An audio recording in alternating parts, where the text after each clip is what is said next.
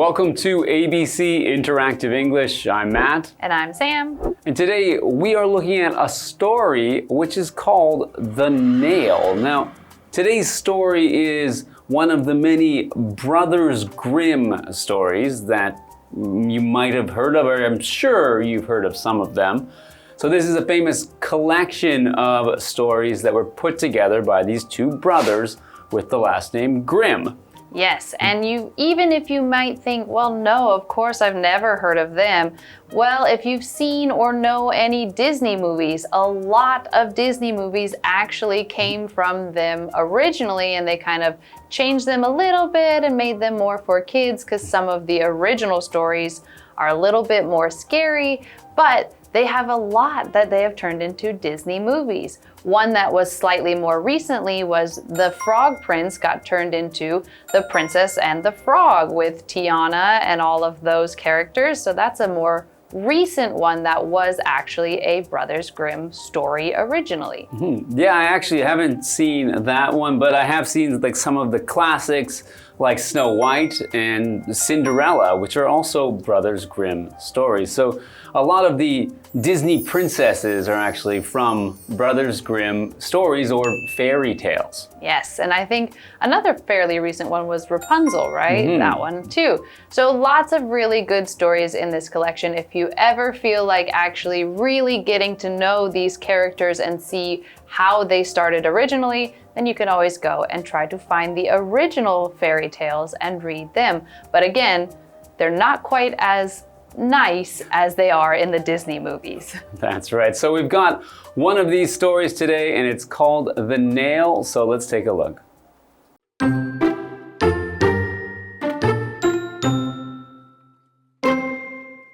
A merchant did well at the fair. He sold all his goods and filled his bags with money. He wanted to be home before dark, so he packed his bags on his horse and rode away.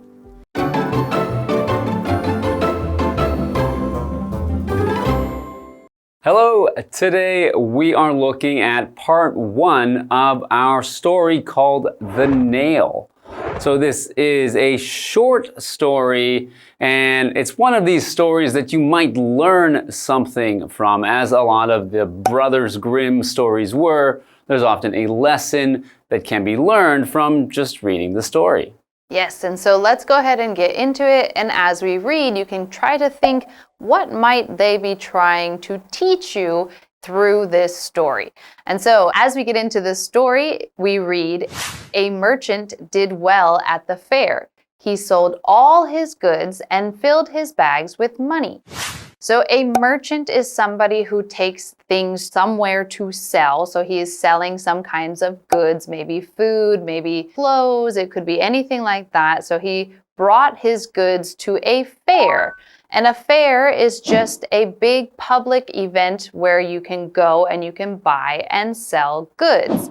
And so usually it's not something that is set up there permanently. It is something that happens every once in a while, and you might go and rent a little space and bring the things that you want to try to sell and then try to sell them to the different people who are coming to the fair. You may have heard of a craft fair. That's one of the really famous ones where you would go and bring things that you have made. So if you are interested in handmade or homemade things, you might go to a craft fair and walk around and find some interesting things. And so this merchant has done very well. So he's made a lot of money. He's now got bags of money. So I wonder what he's going to do now. Well, let's go to Tina. Hello, I'm Tina. 今天的主题是一则寓言故事。我们先来看一下刚刚课文里提到的单字 fair 名词市集园游会 The town fair had many food stands and games. 镇上的园游会有很多食物摊位和游戏 Stand 指的是摊位。那我们赶快回到课文当中吧。All right, thanks, Tina. So let's get back to our story. He wanted to be home before dark. That's the merchant wanted to be home. So he packed his bags on his horse and rode away. Okay, so we have the word there which is dark, and dark means not having any light. So the non-existence of light is dark.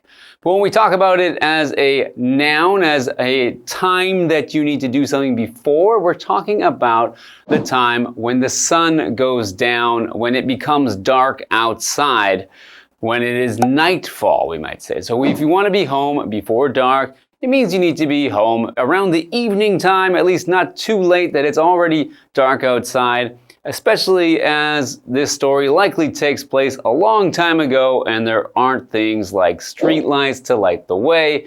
It's not bright outside. Once the sun goes down, it'll actually be very, very dark. Yes, and if you are this merchant and you've just sold a bunch of stuff at the fair, you might have a ton of money with you, and after dark, it might just not even be safe to be outside.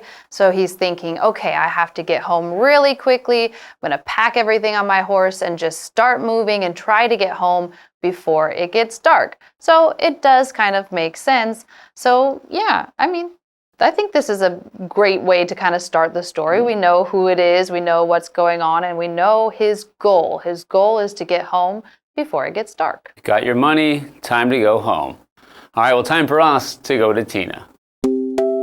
我们来看一下刚刚课文里提到的单字 dark, dark 名词夜晚 We played games until dark 我们玩游戏直到天黑文法的部分则是提到了 ride away 骑走用来表示骑马或骑车离开 ride 的三态是 ride, rode, ridden 我们来看看这个例句 Wendy rode away on her bike without looking back Wendy 骑着自行车离开了没有回头看接着我们回到课文当中 All right, so we've had the start to our story. We've got our main character, the merchant, and he's now got a ton of money. So he needs to get that money home because I guess he doesn't want to put it in the bank or doesn't have a bank to go to. So it's time for him to get home. So now he's packed it on his horse and he's going to be on his way home. Yes, so let's go ahead and take a quick break and then we'll go to the second part of the story and we'll be right back.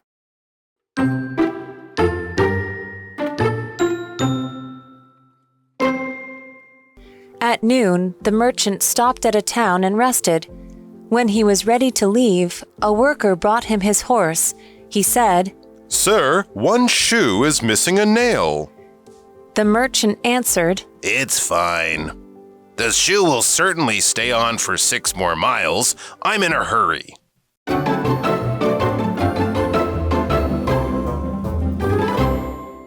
Welcome back. So before the break, we had this merchant who had just made a lot of money selling goods at a fair.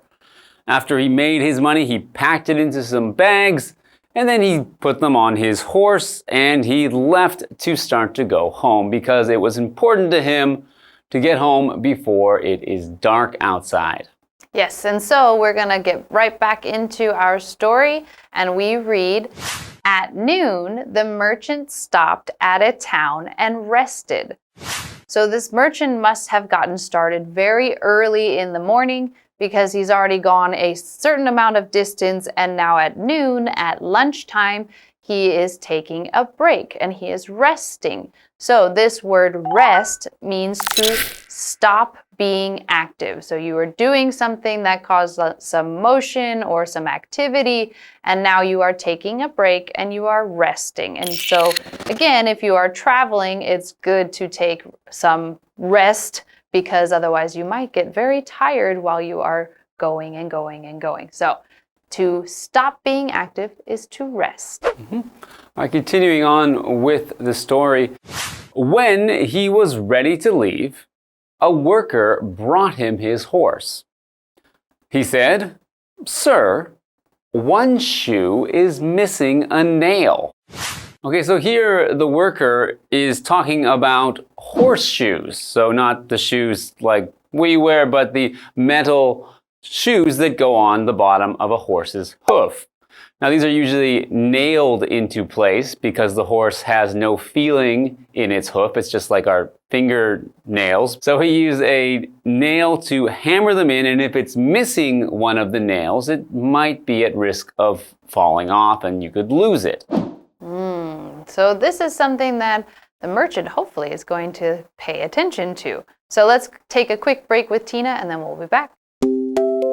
我们来看一下刚刚课文里提到的单字 rest 动词休息 After work, I like to rest on the sofa. 下班后我喜欢在沙发上休息。接着我们回到课文当中。Okay, so we are back. So we just had somebody who was taking care of the horse and feeding the horse while the merchant was resting. And they came over, brought the horse back over and said, Sir, your horse's shoe is missing a nail.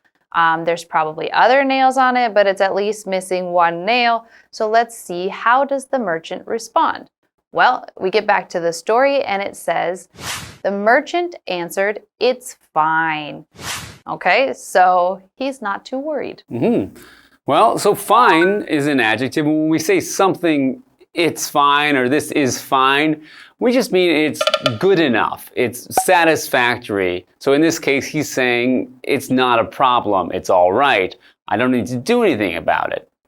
Now, this word fine also has some other meanings. It can mean also very good or very high quality when it's used as an adjective before another word. Like this is some fine jewelry would mean that that jewelry is very nice, very good, probably very expensive. And when you say, I'm fine, you mean that you're pretty good. All right, continuing on with the story. The shoe will certainly stay on for 6 more miles. I'm in a hurry. So that is what the merchant is telling this worker. I guess he only has 6 more miles to go, so he thinks he's all right to get home. Yes, and so he's not that worried about this one nail, and he thinks spending the time to fix it will just kind of throw off his whole day. His plan is to get home before dark. He doesn't want to waste any more time because he is in a hurry. So if you are in a hurry, that just means that you are in a rush. You don't have a lot of time. You want to do something quickly. So a lot of people could be in a hurry because they're late for work. So they're rushing around in the morning. In this case, he has a time that he wants to get there before. So he feels like he is in a hurry. He can't rest that long. He can't wait that long to put the nail back on. He has to go quickly and get there before dark. Okay, well, now it's time for us to go to Tina. 我们来看一下刚刚课文里提到的单字 fine 形容词可接受的 Is it fine if I sit here? 我坐在这里可以吗？这里还有2个文法重点 Stay on 停留在原位，这是一个不可以分的片语动词。我们来看看这个例句 My glasses won't stay on when I run. 我跑步时眼镜戴不住。In a hurry 赶时间 Hurry 在这里是名词，指的是急忙仓促。我们来看看这个例句 Are you in a hurry to leave?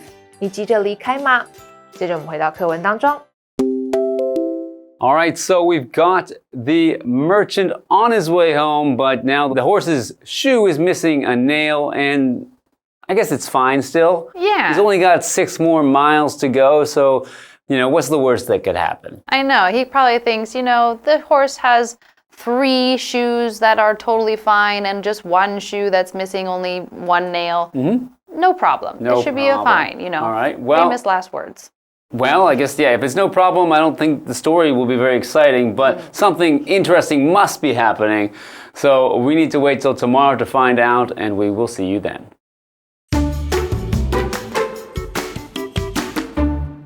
A merchant did well at the fair. He sold all his goods and filled his bags with money. He wanted to be home before dark, so he packed his bags on his horse and rode away. At noon, the merchant stopped at a town and rested. When he was ready to leave, a worker brought him his horse. He said, Sir, 1 shoe is missing a nail. The merchant answered, It's fine. The shoe will certainly stay on for 6 more miles. I'm in a hurry.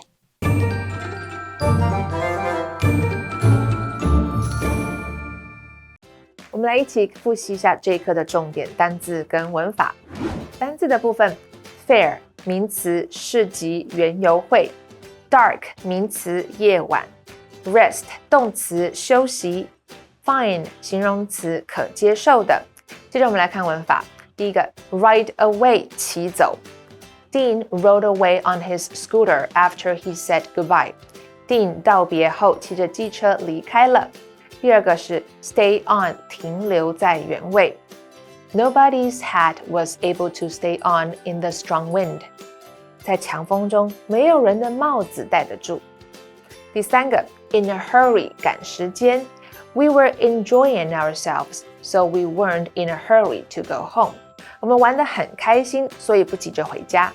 以上就是这一课的重点单字跟文法，那我们下一课再见喽，拜拜。